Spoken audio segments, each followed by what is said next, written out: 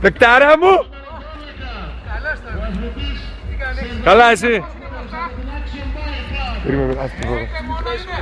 Όλα καλά!